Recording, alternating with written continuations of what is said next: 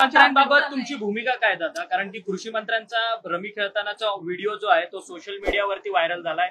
विरोधक म्हणतात की कृषी मंत्र्यांनी अखेर राजीनामाच द्यावा म्हणून. त्या संदर्भात मला जी माहिती मिळाली ते सभागृहाच्या आतमध्ये घडलेलं आहे. तुम्हालाही माहिती आहे पत्रकार मित्रांनो, विधिमंडळाचा जो एरिया आहे तो राम शिंदे साहेब आणि राहुल नार्वेकरजी या दोघांच्या अखत्यारीमध्ये येत असतो. त्यांनी पण त्याच्याबद्दलची चौकशी लावलेली आहे अशी माझी माहिती आहे की नक्की तिथं काय झालंय. कारण त्यांची एक माहिती मी घेतली तर त्यात असं मला अजून ते समक्ष मला भेटलेले नाही. काल मी दुपारी इथं पोहोचलो. दुपारनंतर बाकीचे माझे मीटिंग मी देवगिरीला घेत होतो आणि आज मात्र मी सकाळपासून इथं आहे. आज खरं तर दिल्लीमध्ये पण एक महत्वाचा कार्यक्रम होता.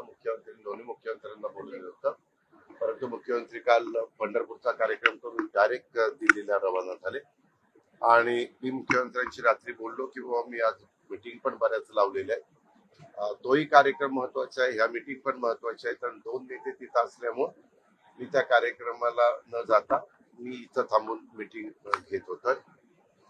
त्यांनी ते काहीतरी उत्तर दिलं, म्हणजे त्यांनी प्रेस घेतली त्याच्यात की बाबा ते खेळतच नव्हतो वगैरे असं.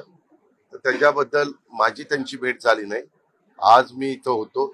आता बहुतेक त्यांची माझी सोमवारी भेट होईल. अशा प्रकारे मागे देवेंद्र फडणवीसांच्या नेतृत्वाखालचं सरकार आल्यानंतर आम्ही सगळ्याच मंत्र्यांना सांगितलं, आम्हाला इतर पण वरिष्ठांच्या बाबतीत आम्ही सगळ्यांनी चर्चा केली आणि प्रत्येकाने आपल्यावर राज्याची जबाबदारी आपण भान ठेवून बोललं पाहिजे, वागलं पाहिजे, निर्णय घेतले पाहिजे. अशा पद्धतीनं सगळ्यांना सक्त सूचना देवेंद्रजींनी दिल्या, एकनाथरावजींनी दिल्या. मी पण माझ्या लोकांना सांगितलं. मागे एकदा त्यांच्याकडनं असंच काही गोष्ट घडून गेली तेव्हाही मी त्याची दखल घेतली होती. त्यांना सांगितलेलं होतं की असं होता कामा नये. परत दुसऱ्यांदा घडलं, दुसऱ्यांदा पण मी त्यांना जाणीव करून दिली, इजा झाले, विजा झाले, तिजाची वेळ आणू नका. परंतु आता या बाबतीमध्ये ते म्हणतायत मी ते करतच नव्हतो. नक्की काय आहे हे निष्पन्न होईलच. परंतु मी सोमवारी मी आहे का नाही, सोमवारी मी असेल तर सोमवारी नाही तर मंगळवारी त्यांना बोलून त्यांच्याशी समोरासमोर चर्चा करणार आहे आणि त्याच्यानंतर मी काय तो निर्णय घेणार. रोहित पवार जर तथ्यता आढळली तर काय कारवाई? त्याबद्दल तो निर्णय आमच्या अखत्यारीतला असेल. मुख्यमंत्री आम्ही ठरवून तो निर्णय. कृषी मंत्री खोटं बोलतात असं रोहित पवार म्हणतात. बाकी कोण काय बोलतंय त्याला माझ्याला काही घेणं देणं नाहीये.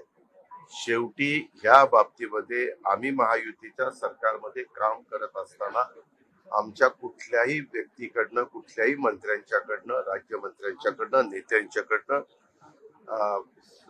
महायुतीला कुठंतरी कमीपणा येईल अशा प्रकारचं वक्तव्य कुणाकडनंच होता कामा नये. या अधिवेशन काळात फक्त माणिकराव कोकाटे नाही तर योगेश कदम असतील, संजय गायकवाड असतील, संजय राठोड असतील, संजय शिरसाट असतील, यांची सगळ्यांचीच प्रकरणं बाहेर येताना दिसली. त्यामुळे महायुतीतल्या अनेक मंत्र्यांवर येत्या काळामध्ये गाज येईल असं बोललं जाते. याबद्दलचा निर्णय आपल्यालाही पत्रकार मित्रांनो माहिती आहे की राज्याचे मुख्यमंत्री कुणी असले, मागे जसं एकनाथराव शिंदे होते, आता देवेंद्रजी आहेत, मुख्यमंत्री महोदयांचा तो अधिकार असतो. आता मुख्यमंत्री असतील किंवा मागचे एकनाथरावजी असतील, ते तिघांशी चर्चा करायचे, त्याबद्दलचा निर्णय घ्यायचे. त्याबद्दल शेवटी हे तीन पक्षाचं सरकार आहे. इतर पण मित्रपक्ष आरपीआय आणि इतर पण आहेत, त्याच्यात नाही असं नाही.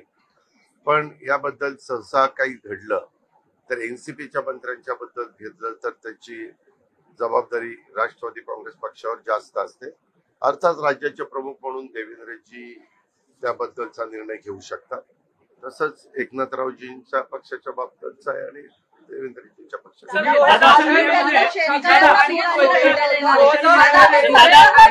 विजय गाडगे पाटील तुमच्या भेटीला येतात तिकडे, अँब्युलन्स घेऊन ते निघालेले. मी आपल्याला सांगितलेलं आहे की मलाही बातमी कळली.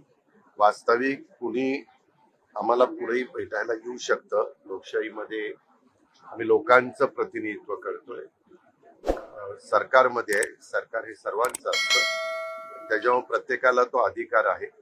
परंतु ती जी घटना घडली त्या घटनेच्या बद्दल पत्रकार मित्रांनो आपल्याला माहिती आहे, मला समजलं, मी ट्विट केलं. ट्विट करून मी माझी भूमिका अतिशय स्पष्ट केली.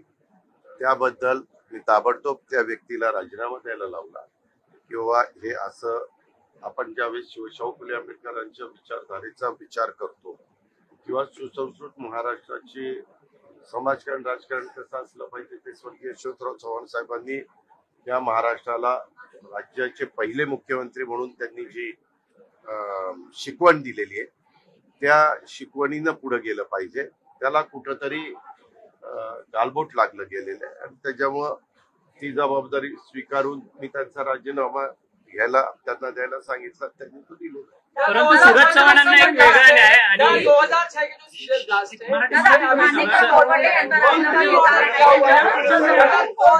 सोशल मीडियामध्ये पाहिले असतील त्या व्हिडिओमध्ये स्पष्टपणे मंत्री आहेत ते त्यांच्या ठिकाणी कुस्ती खेळत आहेत हे स्पष्टपणे दिसतंय.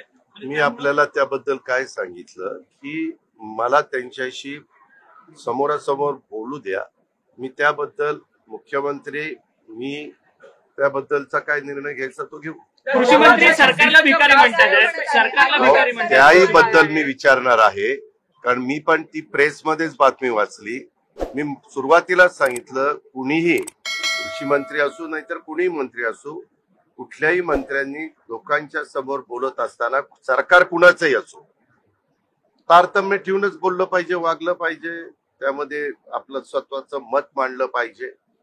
हे सगळ्यांनी ह्याच्याबद्दलचा कुठंतरी आपण काही बंधनं स्वतःला पाळून घेणार आहोत का नाही त्याचं भान प्रत्येकाने ठेवलं. रत्नागिरी 24 न्यूज चॅनलला आताच सबस्क्राईब करा आणि शेअर करायला विसरू नका.